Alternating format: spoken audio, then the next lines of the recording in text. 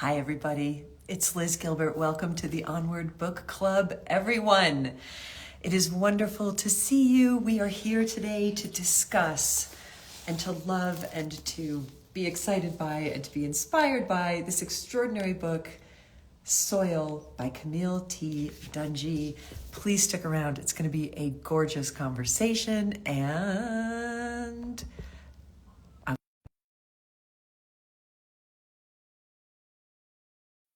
hi, everyone. Hi. It's so nice to see you all. She should be signing on in a moment. Hello, family. Hello, world. We did it, We did it. Not once, but twice. but twice. Welcome, everybody. Please welcome Camille T. Dungy, poet, writer, activist, gardener, mother, podcaster, multi-hyphenate, everythinger. I'm going to turn the comments off in a second, so I just wanted to give everybody a chance to just shine some love and send some hearts up, and then we're going to go off. Gonna turn off the comments, which I always forget how to do. All right, there we go. But They're off. I love seeing some names that I recognize. So good to see you all Oh here. my gosh, Camille, I am so happy to meet you. And I know it. oh, this is going to be so good. We have a little custom here at the Onward Book Club. My partner, friend in crime, Margaret Cordy, and I, who have created this project, we like to introduce our authors with a sort of celebration of them. And so, if you don't mind, I'm just going to read what you are to us, and we'll begin there. Okay. So, Camille T. Dungy is a poet, a professor, an essayist, a historian, a mother, a gardener, an ecologist, and a perpetual student who travels between the worlds of home and the larger culture, between modern times and deep history, and shares with us what she has learned in so many different ways. She's written 4 collections of poetry, as well as the essay collection Guidebook to Relative Strangers, Journeys into Race, Motherhood, and History. She's also the editor of an extraordinary book called Black Nature, 4 Centuries of African American Nature Poetry, the first anthology of its kind to spotlight environmental poetry by Black authors, and we'll be talking about that tonight too. Camille's work has appeared in, here we go, the 1619 Project, Best American Poetry, Best American Essays, and more than 40 other anthologies, as well as the New Yorker, Poetry Magazine, Literary Hub, and the Paris Review.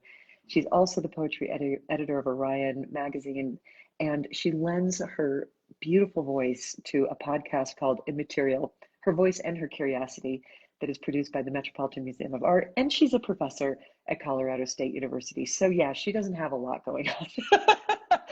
Camille has won all kinds of awards, including a Guggenheim Fellowship, and she is, of course, the author of this book, which will probably appear sideways on your screen, Soil, the Story of a Black Mother's Garden, which recounts the 7 years she spent transforming her yard in a white suburban Colorado neighborhood into a rich, diverse, generative, healing, and wild space.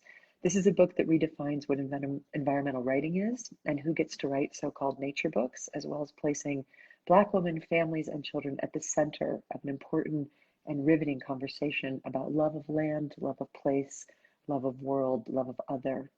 This is a book that made me cry multiple times for multiple different reasons. This is a book that I love by an author I admire, and I am thrilled that it brings Camille Dungy to the Onward Book Club. Welcome. Thank you. Yay. So nice to see you. It's really nice to be here. Thank you so much. Thank you for your words about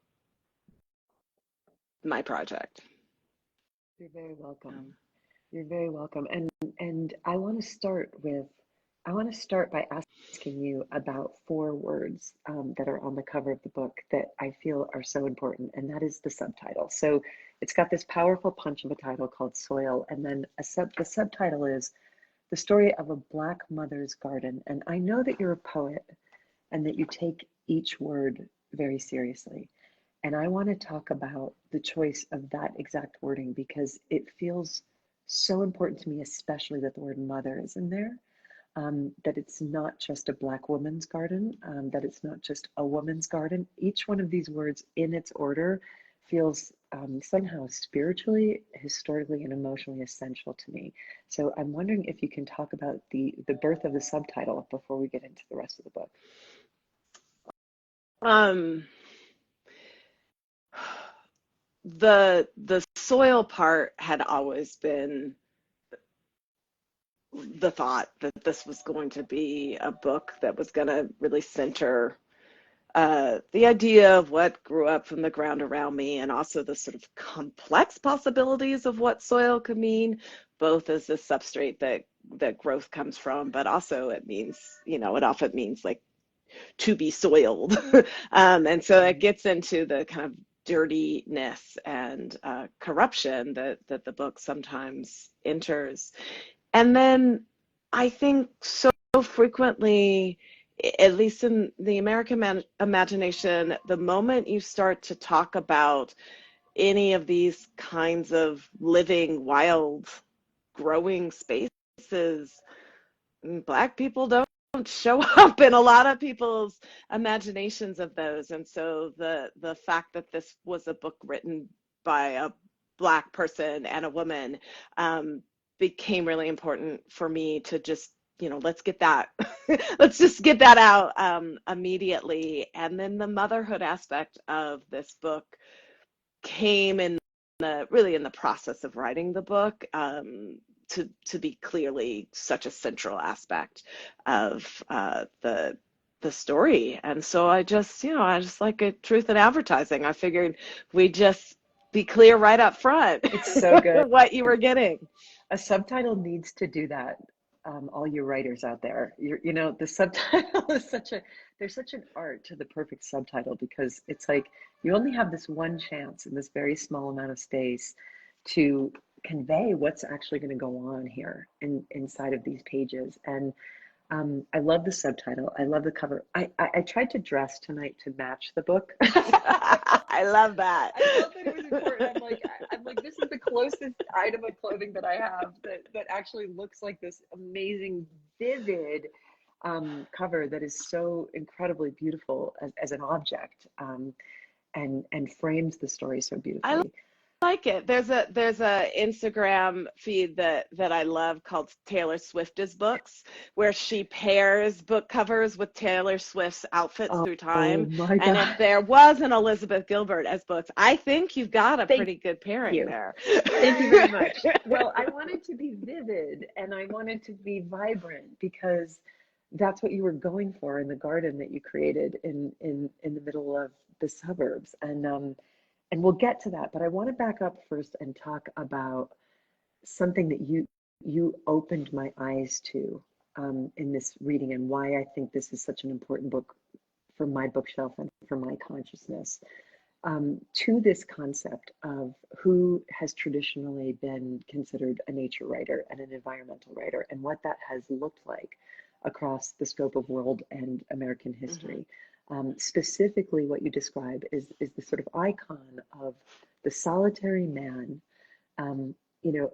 alone in a wilderness that is apparently empty, right?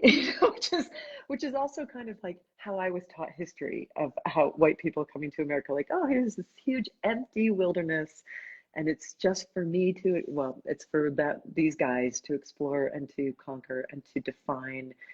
Maybe to celebrate, and definitely to own in a certain way.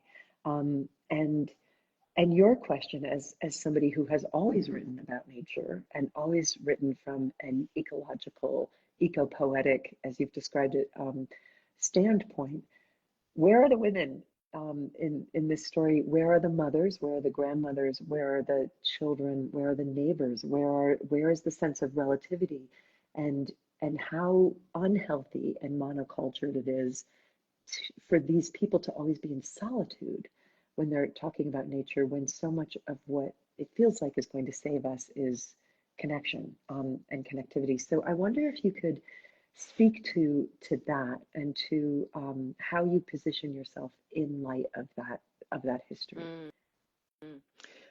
I mean, I briefly, because it really, right? Listen, like take all the time you want. Go. I want to hear your thoughts. There's so many, there's just so many paths into troubling that paradigm. There's so many times where you can look at some of these key figures of the American wilderness imagination, and you automatically are like, oh, they had a family, they did these. Why aren't we hearing about these folks, the rest of their community? And I just I still don't know why not, right? I still don't know entirely why that solitary view, the idea that to really be in touch with nature, you have to be out there alone. I don't entirely know why that has such a grasp on our, it's like a faith system almost, right? Right.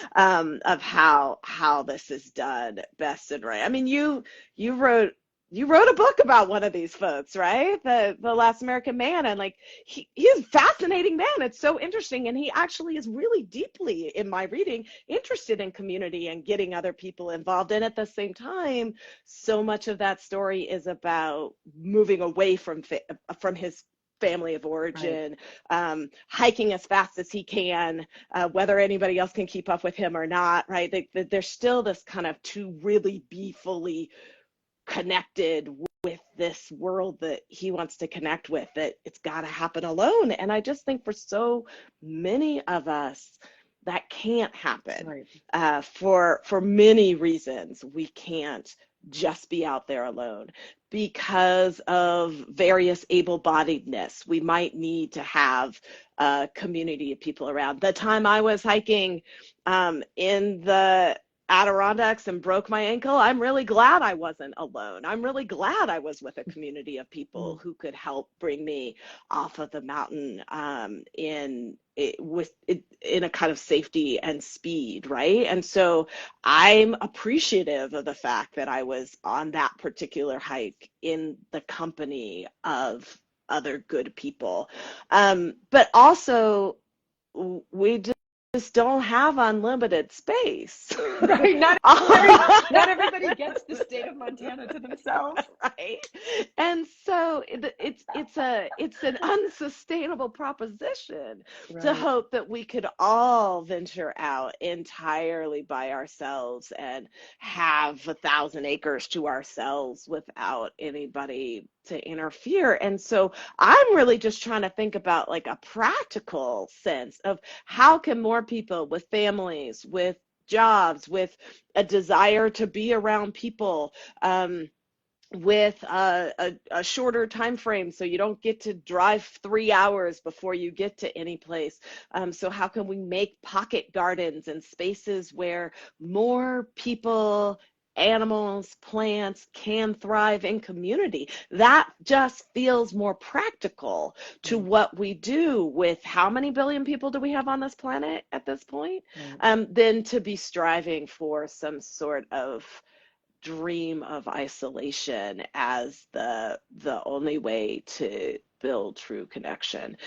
So those are some of my reasons that I just feel like that particular brand of imagination of how to be in touch with the greater than human world is just flawed and impractical and possibly not even the most fun, right? Like not even the most true, because a lot of that writing, those guys very conveniently just leave out all the people who are supporting them and helping them. Who are supporting them, making sure. Thoreau never wrote about his sisters and his mothers coming out to the pond to do his laundry and bring him lunch, which they did.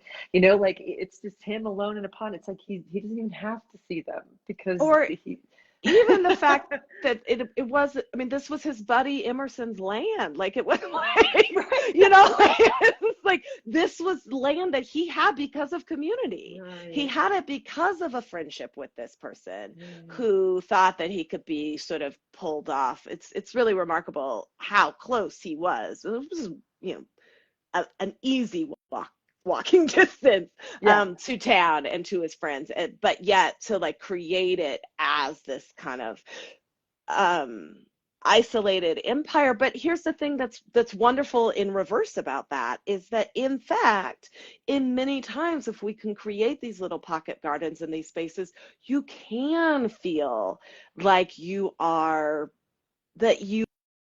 breathing differently, that you have a different kind of space, Mm, even if there are other people around you, right? If right. we kind of mindfully figure out how to create these spaces. So I have a point in soil where I say that every politically engaged person should have a garden, and then I'm careful to specify that that might be a plot in the yard, but it might just be a pot in the window, Right. right? That not everybody gets a yard that they can plant, but most of us can have a few house plants or something like that. And just that very experience has been scientifically and um, years of other kinds of wisdom, what I like to call grandmother wisdom, right, has shown us that those kinds of connections with the living world are better for us. But we don't have to go and hike Half Dome to make that happen by Right. ourselves. Right. Right. You don't have to face down a grizzly bear No. alone in a sort of and probably won't have the opportunity and maybe don't even want to. Yeah. Um, I want to introduce the readers to where your tale begins, which is in 2013 when you moved from California to Fort Collins, Colorado, a town that was 1.5% African American, where both you and your urban raised husband were offered teaching jobs where your daughter Callie could grow up with a terrific educational system, and where best of all, your family could finally have a yard and a garden. There was a lot that was very attractive about that move. And it was also kind of a homecoming for you. You'd been born in Colorado, you had roots in the West, but you'd never lived there as an adult. And you introduced us right away to the sort of ambivalence that you were feeling, wondering if you really belong there, if it would be safe for your family to be there. And there's a part in the book that you write so beautifully. You say people who have been erased from the vision of America feel like they are trespassing in territory where they are not allowed, or like their presence will be condoned in only a qualified manner. And you also wondered what in the world you would do with, as you put it, all that whiteness, with the white snow, the white cottonwood fluff, and the monochromatic, homogeneous, heavily sprayed landscape of lawn grass and shrubs, and of course, your white neighbors. And as I was reading it, and I was reading that beginning of your family moving there, I was thinking about, as a gardener, I was like, oh, you were transplanting yourselves there. And as a gardener, I know, and every gardener listening knows, what a dangerous proposition a transplant is. And they don't always make it. It's a dicey thing to move a living entity, in this case, a family, from one environment into another. And then once you got there, to try to transform the environment that you had. I think it's 0.75 acres of land. Do I have that right? That you had less than an acre, right? About a fifth of an acre About a fifth actually. of an Not acre. even, Okay, so yeah, maybe it's it's this. 25% of it. Maybe I had it backwards. But yeah, less than an acre of hard packed cement, suburban lawn.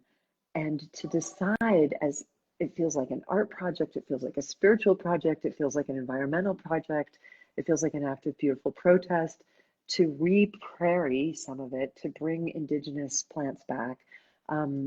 So could you walk us through that moment of transplant, and how does one safely transplant into such a different culture than what you had been in and what your child had known up until that point? That's such a great way of thinking about it. Um, and isn't isn't one of the things that can happen when we do that kind of transplanting is it's a staged operation, that you don't necessarily just take the new plant outside and just say, good luck, you might sort Throw it of, on the ground. right, you might sort of put it in some sort of transition soil for a little while before you move it, or and so that was part of it, that both my husband Ray and I knew that the yard, that monochromatic yard, was just not gonna cut it for me. I needed more variety and more color. I needed things to come into blossom earlier in the growing season than was going to be able to happen. So I started slowly just picking smaller plots that I could do that kind of changing work with. And eventually it became the whole yard, but it wasn't immediate. And I think that that's really important to think about if you're thinking about however this applies to yourself, is that for me, it wasn't a matter of trying to change everything all at once. That would have been exhausting, probably impossible, and very likely full of disappointment. But instead, it was a matter of, let me start small and get bigger and bigger and bigger as I grow more confident, as the people around me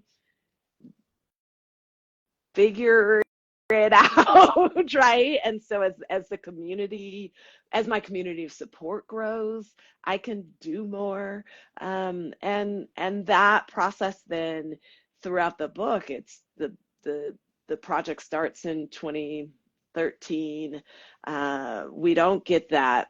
We don't get there's a really big project that I describe down the line, and that doesn't happen for some years later, really almost 6 years later, that we finally are able to pull almost, about 1,000 square feet of a full lawn that we can pull up and redo. By that point, I really had figured out what I was doing and how to plant better and what, but I don't think I could have done it as successfully if I had expected myself to do it all immediately. Yeah.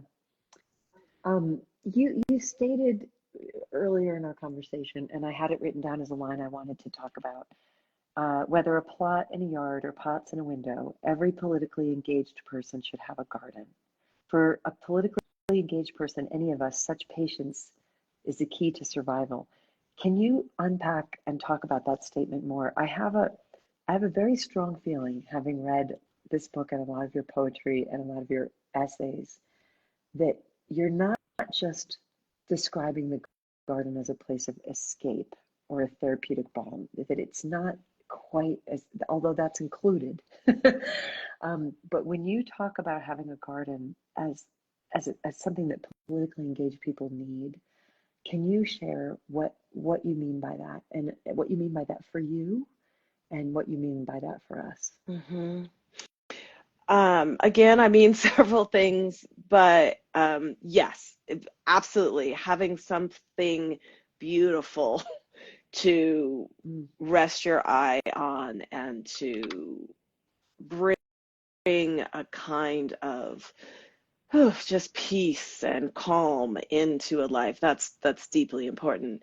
But also there are all these lessons that the garden offers me, just in that example that I gave you before about how I started slowly, didn't try to make all the changes at one time, in the garden itself, but that also had to do with the place. I mean, when we first moved in to our house, the yard I have now was against code. It was against the Homeowners Association's code as my yard exists now. That is no longer the case 12 years later. The code has changed because the community has caught up to the reasonableness of my project, right? And other people are engaged in very similar projects now. And so that effort is no longer against the rules, but it would have been. And so that would have been a whole very different thing if I'd come in and all of a sudden did something, a code violation in my efforts to make the yard pretty for myself. Those are the kinds of things I think that are political savvy as much as they're gardening savvy, right? Go slow, figure out what the climate is, figure out which changes you can successfully make at which junctures and which you need to learn more about before you tackle that task. Not that you're not going to do it, but that now may not be the season. There may be another season to do that work, right? Also, living in a wild climate in Colorado.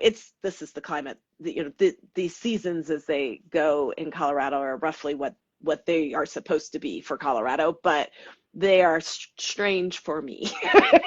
Right? To possibly get snow in June and to possibly get snow the day after Labor Day. That's difficult for a gardener, right? And for a Californian, for both of those things, right?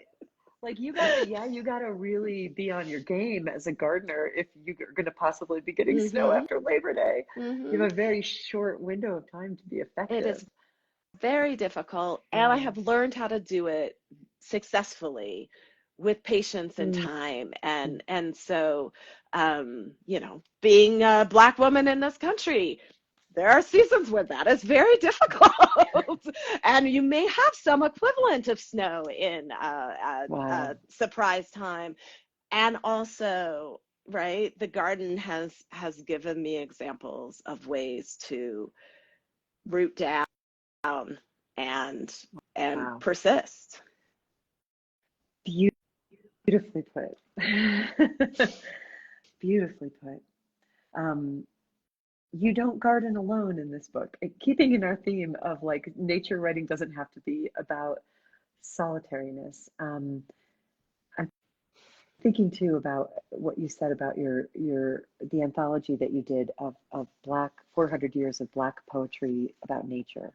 And I remember reading in an interview that you said something along the lines of like, not all of these poems are sort of, I wandered out into the wildness and I felt this, they're not all like words, like some of them are, but some of them aren't because the people writing them weren't living the sorts of lives where they could amble out in the English Cotswolds, look at the light change, but you don't garden alone. A neighbor shows up very early on to drop off railroad ties. Your husband, it's constantly a navigation with your husband, the dance of marriage around the giant soil pile and compost pile in the driveway, and how are we going to move this? But you also very tenderly write about being outdoors and gardening with your daughter, Callie, who you write about in this book a lot, and that sort of those conversations that can kind of only happen when two people are working side by side. Callie, your daughter, like so many kids of her generation, came of age during a really dark and difficult time in American history. The pandemic took her out of school during the period of the time that you were working on this book. The murder of George Floyd and the subsequent Black Lives Matter protests were right up in her face as a child. Breonna Taylor's murder, these huge questions. Colorado was burning. Tens of thousands of acres of Colorado were burning. And this is again going back to how essential the title of your book, A Black Mother's Garden. This is also a book about being a Black mother, and how does one speak to one's child about the realities of the world. And one of the most trenchant, poignant moments of the book to me was when your mother said to you about your daughter, the world is full of suffering, she might as well know about it. Like, don't try to hide it from her. She needs to know. She needs to know about it. And this generational transmission of both wisdom and perspective, and also suffering, from grandmother to mother to daughter. And I'm wondering if you could talk about why that felt so important for you to include in this book that is ostensibly about just gardening, but of course is not just about gardening. And what it felt like to about that, what you decided to put in about that, what it's like to write about your kids. I don't have kids. I'm always curious to talk to mothers, writer mothers, especially about how they include their children in their nonfiction. So anywhere in that question that you want to jump in and reflect, I would love to hear what you have to say. Thanks.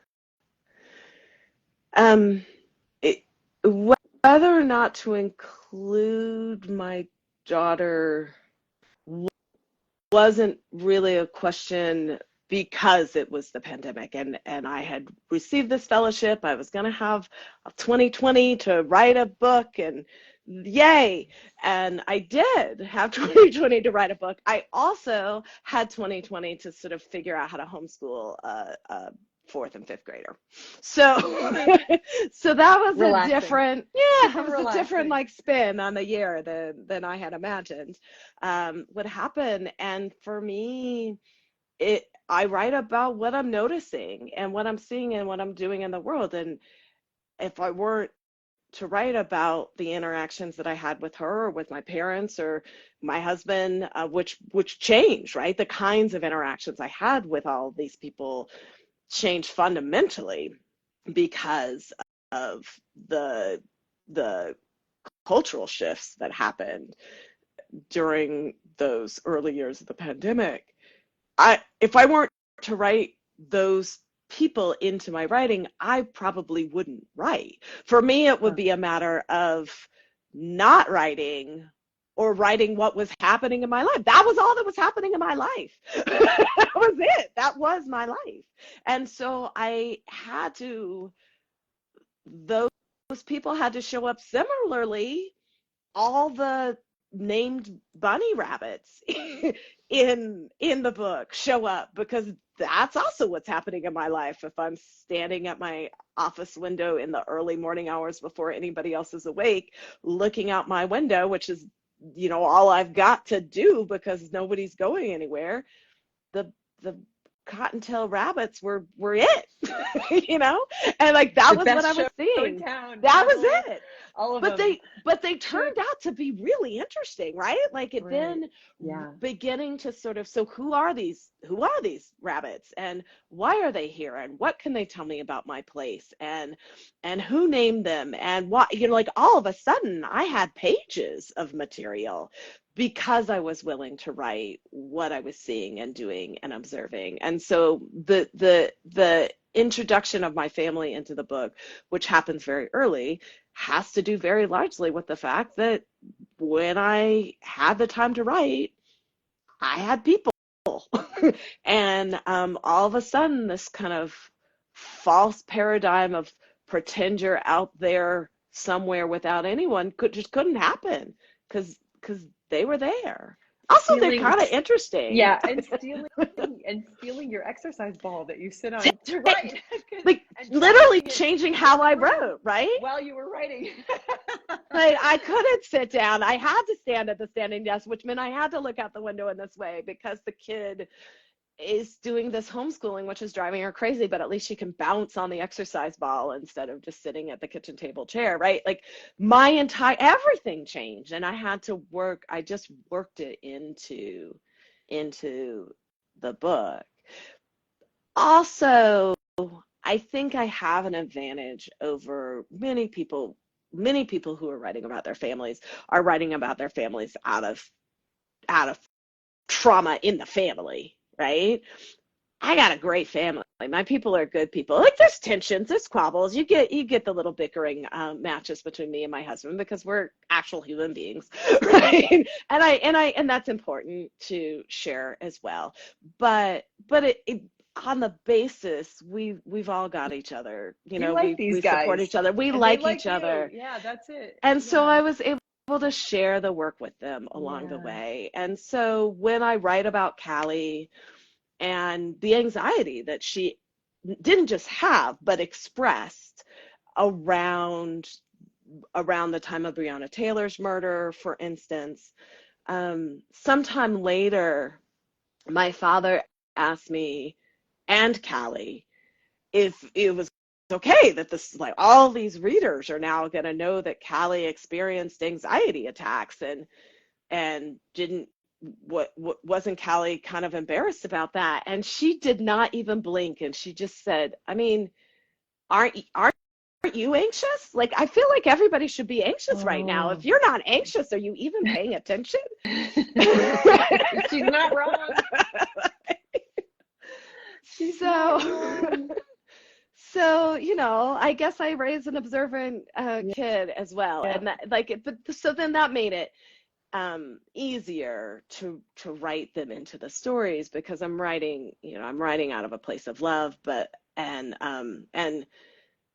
even when I'm writing about difficult times, it's a kind of joy to share honestly and fully um, a, a a life and a family. And then I'll say, I don't know that I've said this before when anybody else has asked this question, but like, with that subtitle that you brought up, The Black Mother's Garden, again, there's often some really flawed ideas about what Black family life looks like. Mm-hmm. Mm-hmm. And so it was important to me to write my family's life honestly and completely, knowing that, like many other components of this book, it might go against the grain of expectations of what That's you are going to very, see. very elegantly put, Camille. Very elegantly, delicately, and accurately put. And I appreciated that you carved out space in the garden of this book for that, and for that celebration, and for the celebration of Black love, and for the celebration of at your own wedding, when the DJ kept calling out, having people stay on the dance floor depending on how long they'd been married, and then saying to you like he'd never seen longer marriages, than in this family. Like this is a really beautiful and essential part of this book as well. And yeah, I'm glad it's in there. I'm glad it's in there. And I want to tell you, so this is just from my heart.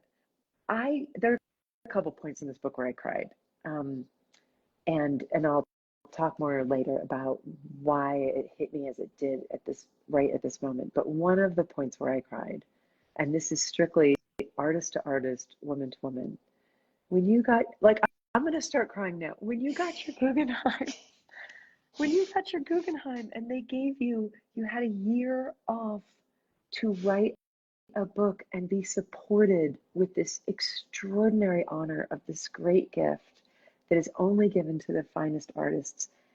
And then the pandemic hit and the world shut down, and you didn't get to have that because you had to be a mom, you had to figure out how to homeschool your kid, your husband was home, your world was shut down.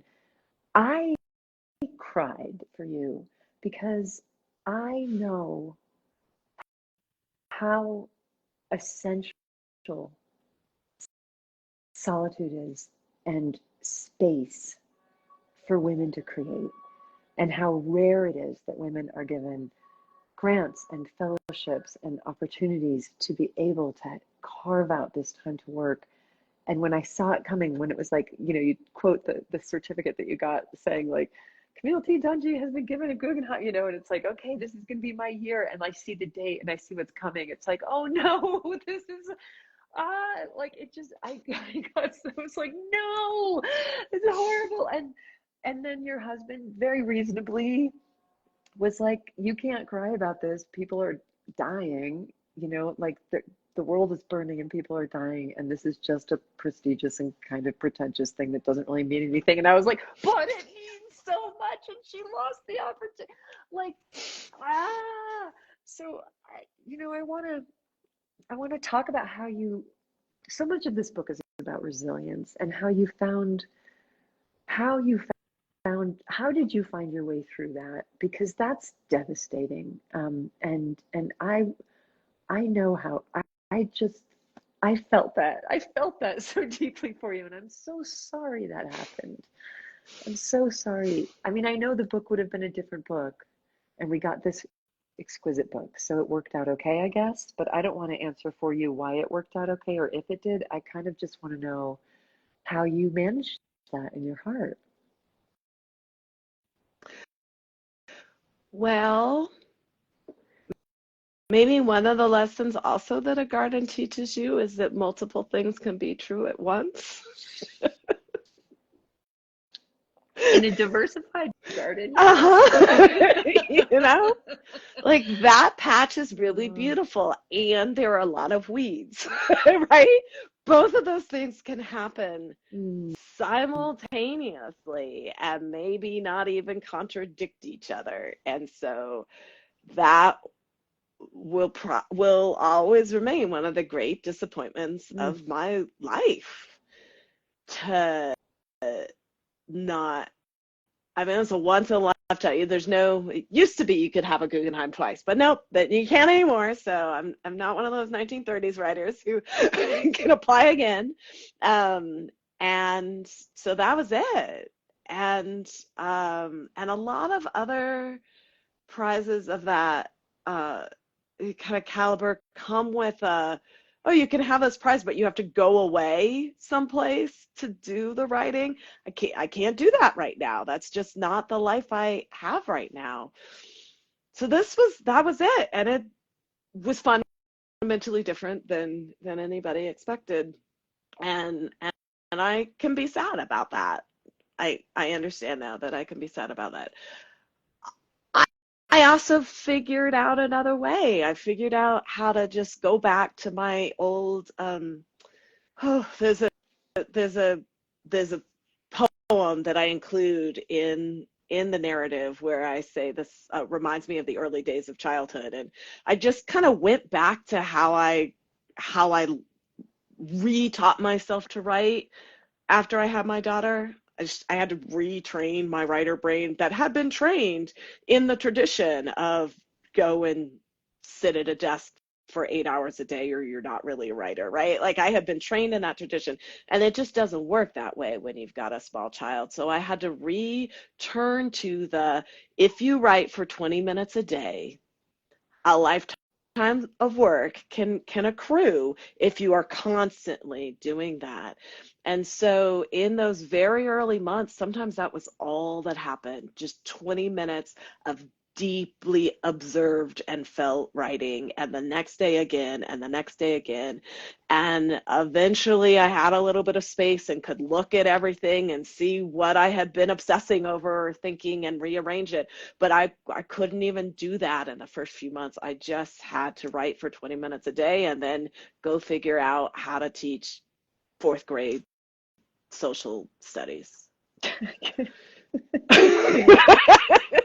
it just kills me, Camille. It just kills, you know, I know there are other tragedies happening at that time, but you write, I mean, on this topic, you said, you quote the poet Judith Ortiz Kofer, who wrote, I have to steal time from myself.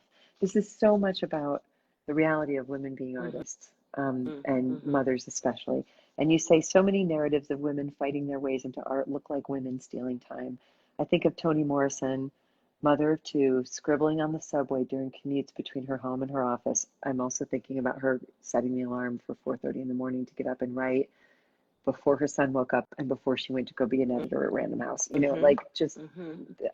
John Updike didn't do that.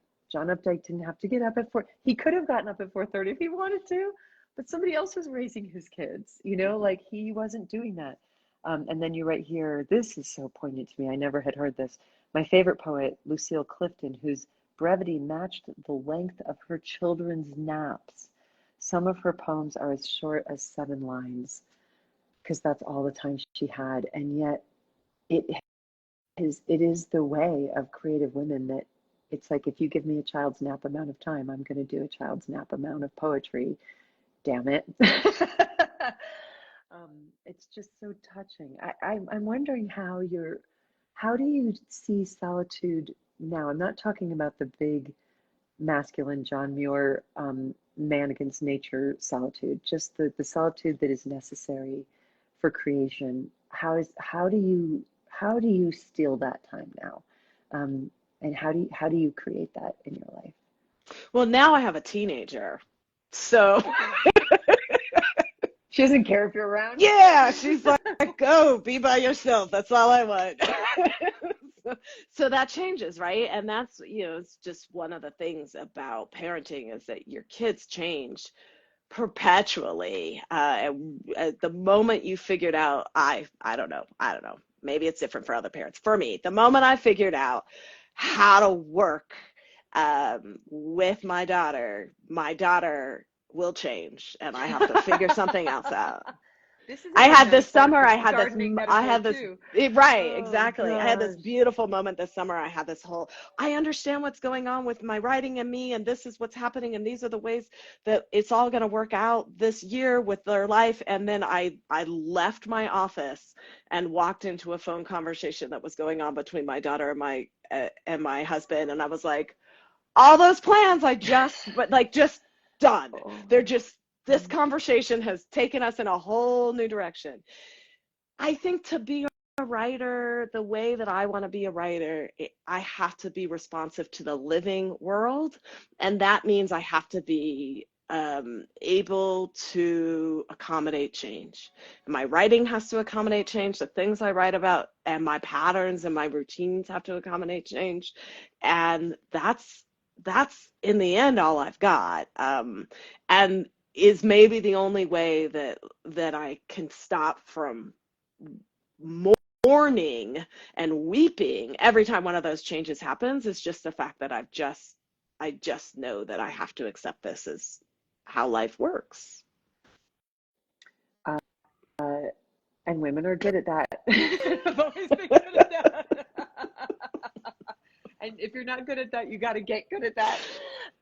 You have an older friend, a woman who has said to me, like, in this moment in history, you must, above all things, become nimble. And I think it's, I think because change has always been such a huge part of life on this planet. I think Ram Dass was the one who said it, or no, I think it was Pema Chodron who said, if you don't like change, you came to the wrong planet. Because that's, it's always happening, and it's always scary, and we don't want it, but there's seems to be this escalation of late where it's like, oh, now adapt again, adapt again. And you write about, and I think the garden is part of that. Like, you talk about what the primal satisfaction of getting your hands dirty. You prefer to garden and dig with bare hands, that you say, and then you find out why. That microbes in the soil lower stress responses, raise serotonin levels, and may reduce inflammation in the body and brain. And you say, but when I dig, the science is not what I think about. I think about how good it feels to welcome growth. What a beautiful line. Oh my Lord. And it reminded me of my mom, who's a master gardener. I grew up on a farm, and my mom's a master gardener, and she always says of her own life, any day that I don't have my hands in the dirt, I'm not really alive. And I think she might also be saying any day she doesn't have her hands in the dirt, she's not really well. Ah. And so maybe I hear you saying, like, get on your knees and get your hands in the dirt if you want to survive all of this. That's happening. If Yes, you can. and it's and, not a Mm-hmm. but. And in the process of getting on your knees and digging in the dirt and doing that, understand the connections, right? That to me, that work is not, the work I'm doing in the garden is not independent from the work that I'm doing in my writing, and neither of those are independent from the work that I'm doing in terms of trying to make this country, my community, and this planet a safer and more sustainable place for myself, my daughter, and all of our, living neighbors. Like, that kind of political action, like, Right. all of those feel to me deeply engaged, and it's really important to me not to disconnect those, even if I'm going to the garden and finding peace, to understand that is, finding joy for me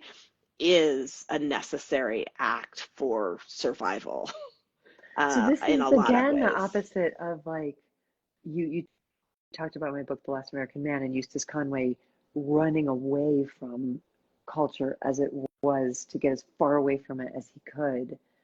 And what I hear you saying is that your connection with nature actually brings you into richer, um, richer connection to and engagement with the world as it is. Yes. So it's not an escape, it's the path. It's the path. It's the path. Mm-hmm.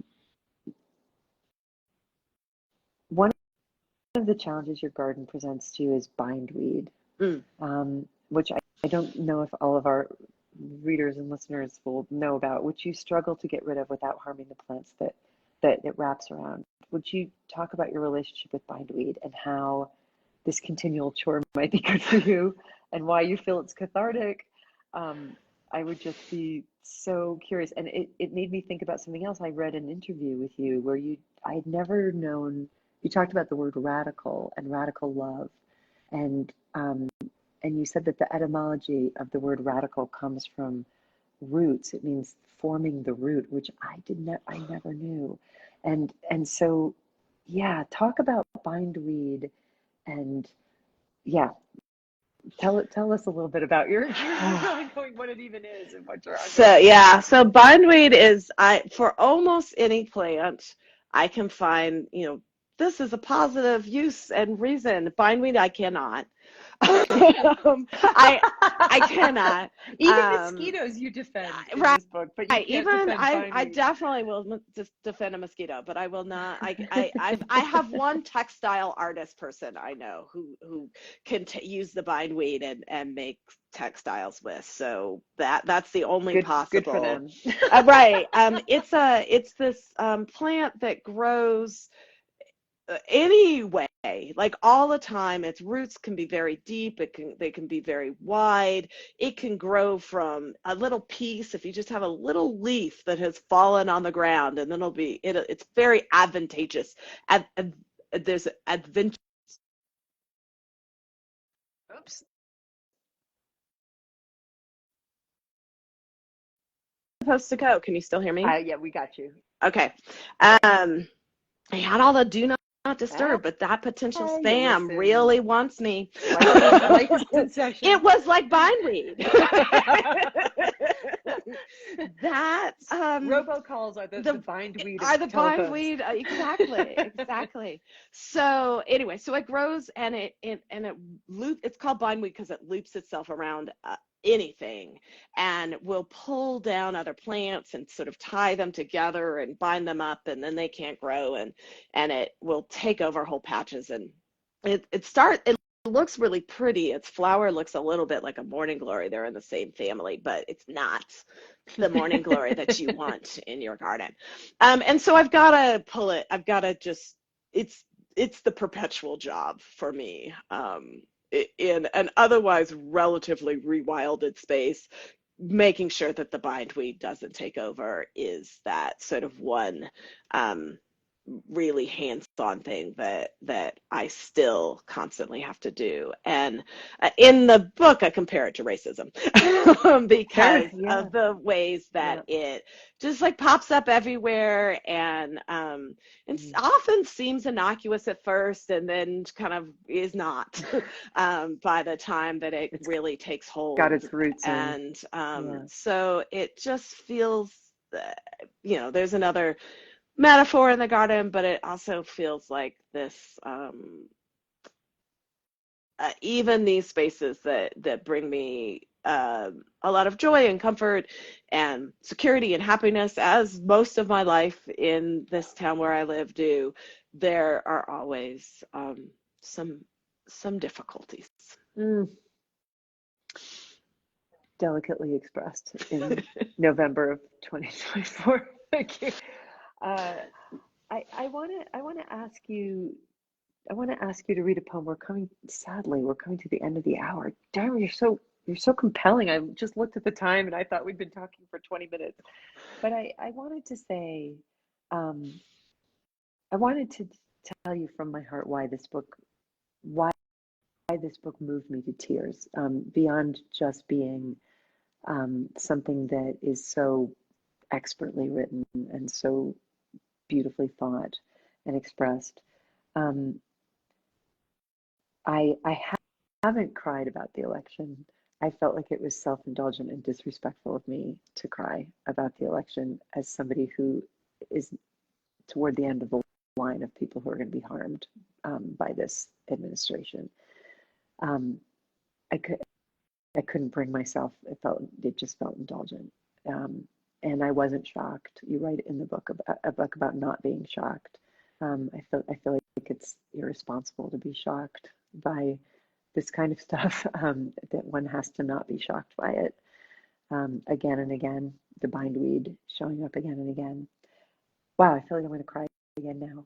Your book released the tears that I haven't been letting myself have, because the world that you built for yourself and for your family and for your community is the antithesis of everything that this current administration and its deep centuries long history in this country stand for, and just feeling the purity and the beauty and love, the radical love, in this book was so moving to me, and it made me think about how the pollinator garden that you're creating just, it feels like those medieval monks who saved all the manuscripts from the marauders, so that with the hope that in future generations there would be an appreciation for these things, for these plants, for these animals, for these ideas, for this way of life. I was just tremendously moved from it all, and I thank you for releasing that in me and allowing me to have that catharsis. So thank you. You're welcome. I really appreciate that. I want to clarify just for posterity's sake. Yep. You said this current administration, and you probably intended to say the coming. Thank you. Thank you very much. I appreciate that. No, that's right. They're not in yet, but that's a good clarification and very true. Yeah. And I think one of the important factors of that is that thus far, one never knows, but thus far, there is something cyclical about the way that American democracy works. And we have a pretty good habit of taking a step forward and then one or two steps back, and then a step forward and one or two steps back. And if I can trust the patterns of the garden, and when certain things look like they're entirely dead, and they're not dead, they're just dormant, waiting for the right conditions to come and thrive again. That's true for the beautiful things as much as it is for the bindweed. Oh God, Camille, what a beautiful, thank you. What a beautiful thing to say. And it echoes what you write in the book, where you said, someone asked me yesterday what hope looks like. Yesterday could be any day. The hollyhocks had not bloomed, were blooming, were already spent. Tomorrow began years ago.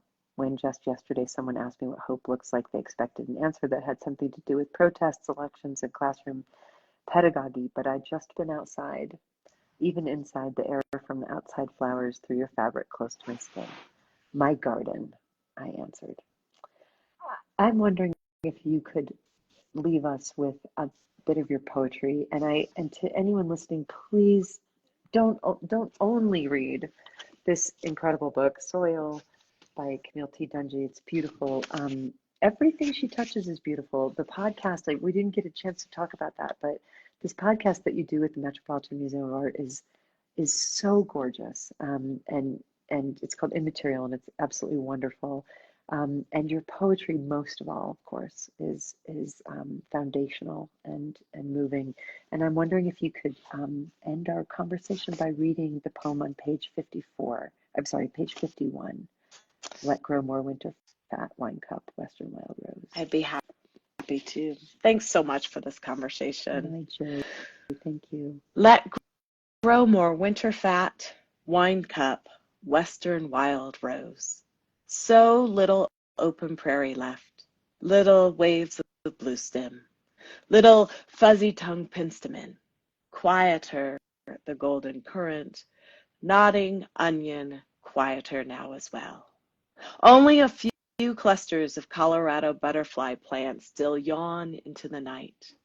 Where there once was prairie, a few remaining fireflies abstract themselves over roads and concrete paths.